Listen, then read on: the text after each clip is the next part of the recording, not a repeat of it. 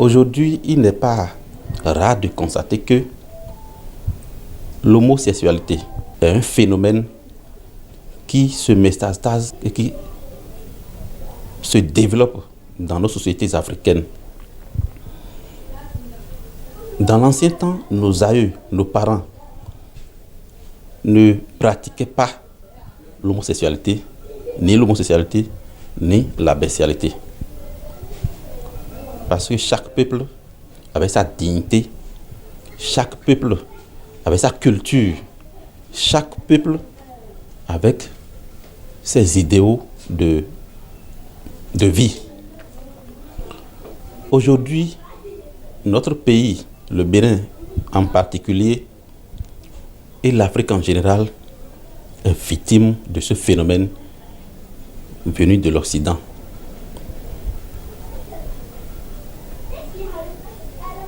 L'homosexualité, la bestialité, le fait que l'être humain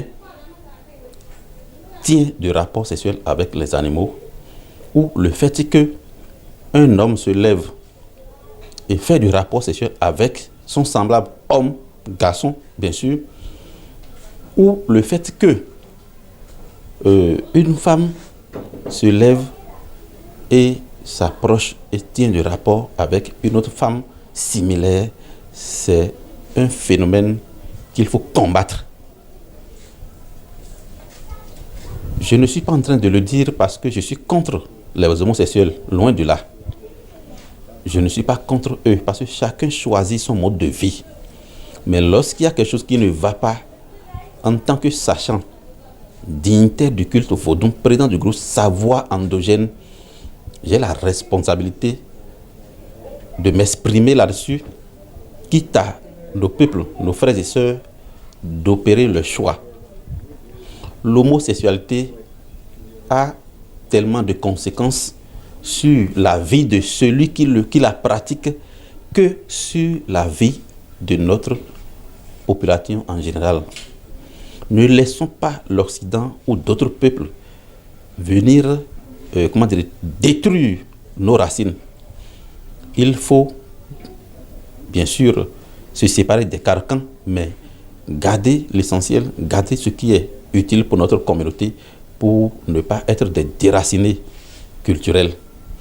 Lorsque par exemple je prends l'homosexualité, les causes sont telles que la pauvreté, l'envie de brûler des étapes pour devenir riche immédiatement. Lorsque par exemple nous avons des enfants, dans l'ancien temps, ils allaient à l'école.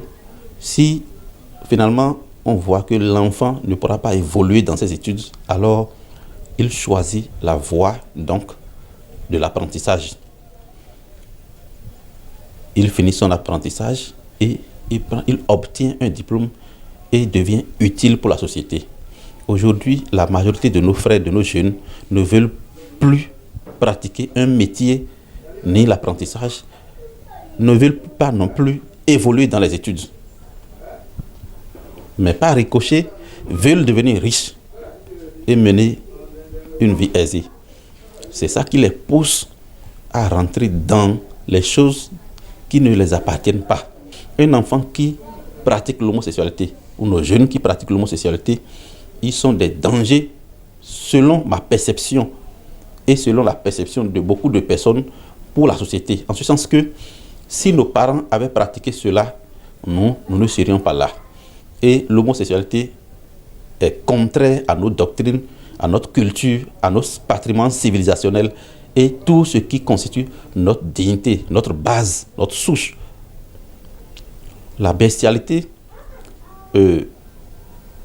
lorsque par exemple vous êtes un homme, un humain, et que vous vous approchez, vous tenez des rapports sexuels avec un animal, ça veut dire que vous enfrayez la loi de la nature. Vous êtes un homme et vous faites quelque chose du genre avec un autre homme, ce qui voudra dire que vous piétinez la loi naturelle, la loi de la nature. C'est comme si vous déracinez un arbre et vous le mettez à l'envers, les racines vers le haut et les feuilles vers le bas. Notre société africaine combat cela. Vous voyez, les conséquences d'un tel phénomène sont énormes. Dans l'ancien temps, lorsqu'il y a quelque chose comme ça, ou bien quelque chose de similaire, dans notre langue, on dit lo. C'est-à-dire quelque chose qui ne doit pas se faire. C'est quelque chose qui ne doit jamais même être tenté d'être fait. Vous voyez? Et il faut des rituels pour conjurer ce sort. Il faut que les sages se réunissent et que les rituels qui s'imposent se fassent. Mais aujourd'hui, on voit que ce sont des choses qui ne disent plus rien. Les gens la pratiquent l'homosexualité, bien sûr, sans avoir une idée de ce que cela regorge, les conséquences qui pourront découler d'un tel acte. Lorsque nous prenons le corps humain, chaque partie a son rôle. Nous savons l'oreille qui joue son rôle. Je ne sais pas que vous me comprenez. L'oreille joue son rôle. Le nez est là pour un rôle donné. Les yeux sont là pour un rôle donné. Les yeux ne peuvent jamais jouer le rôle des oreilles. Jamais. Lorsque vous prenez l'anus, autant pour moi, excusez-moi, c'est fait pour évacuer les saletés, les déchets de l'organisme. Et lorsque vous pratiquez une telle chose, le rapport sexuel est un acte sacré.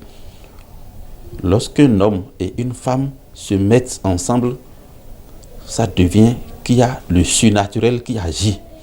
Et lorsque vous tenez des rapports par cette voie, ça veut dire que vous vous souillez vous-même et vous détruisez l'être spirituel que vous êtes. Et cela agira sur vos descendances, sur vos enfants et sur vos arrière-enfants. Une femme qui accepte se laisser à un tel acte, c'est une femme qui se vend spirituellement. C'est une femme qui donne son âme, son être spirituel, ses richesses, sa longévité, tout ce qu'elle porte comme valeur intrinsèquement liée à la spiritualité, elle les offre gratuitement à un homme qui la pousse à un tel acte. Donc, je passe par ce canal pour dire à nos enfants, filles spécialement, de ne plus jamais accepter qu'un homme pénètre par là. La voie naturelle pour un tel acte est définie avant même notre existence. Donc, il ne faut pas mettre les choses à l'envers, il ne faut pas inverser les tendances pour que des conséquences insupportables nous tombent dessus.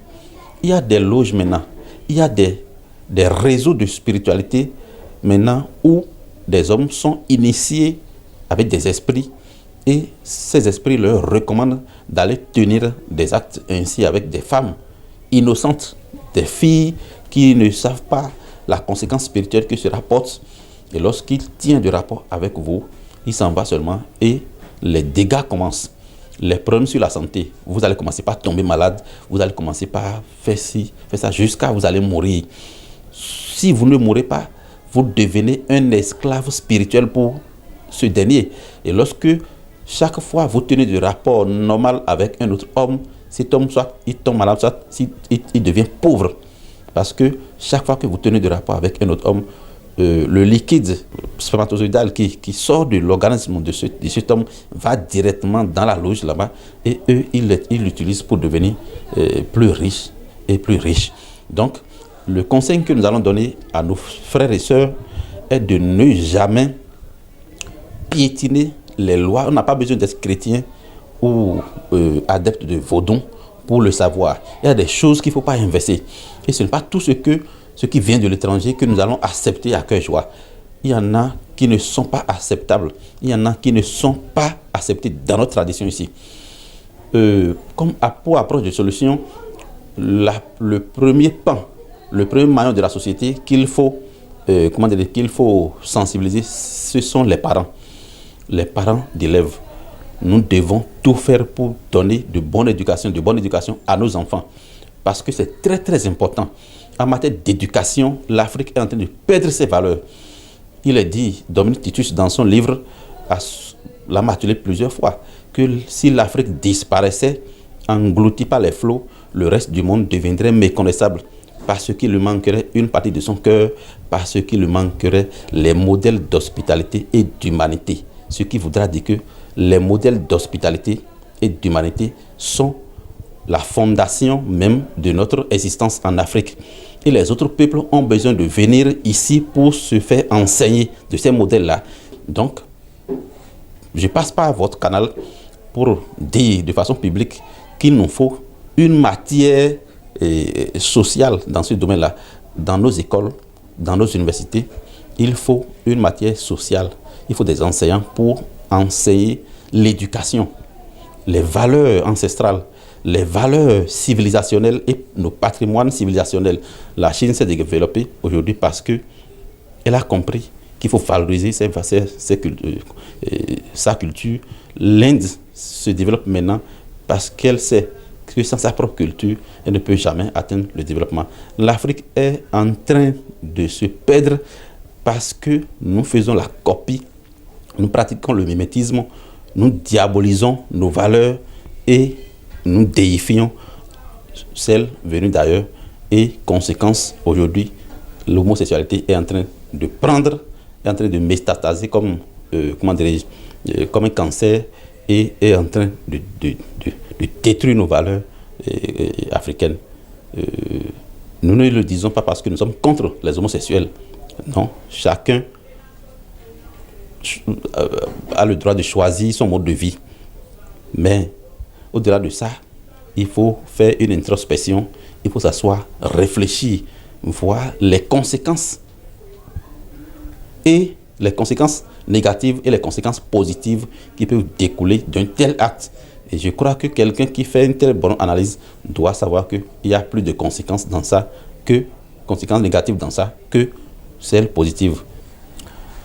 Ceux qui sont déjà imbibés dans un tel acte, ceux qui pratiquent l'homosexualité ou la bestialité, l'homme qui tient du rapport avec la femme par l'anus, ou la femme qui a déjà été une fois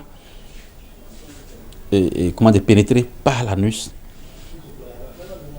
Dans notre religion africaine, dans la culture africaine, il y a des bains spirituels qui se font. Si vous vous rapprochez de notre centre, de nous, on fait de vrais bains pour se purifier. Tout ce que l'on a traversé de sa naissance jusqu'à maintenant, les dettes spirituelles que vos parents ont déjà encaissées et vous êtes héritier, vous en êtes héritier, vous vous lavez de toutes ces dettes spirituelles maléfiques, de tous ces codes spirituels qui vous retiennent dans la pauvreté ou dans la malédiction. Ce que vous avez fait de mauvais consciemment ou ce que vous avez fait de mauvais inconsciemment, ce bain vous purifie de tout ça et vous brise toutes les chaînes. Lorsqu'on parle de baptême, ça c'est le vrai baptême, c'est en Afrique, parce que c'est dans le bain il y a tout et vous vous purifiez une fois pour de bon. Donc ceux qui ont l'habitude de pratiquer ça et qui veulent arrêter, c'est une très bonne décision. Et lorsque vous faites le bain, alors vous êtes purifié et vous êtes pardonné par toutes les entités spirituelles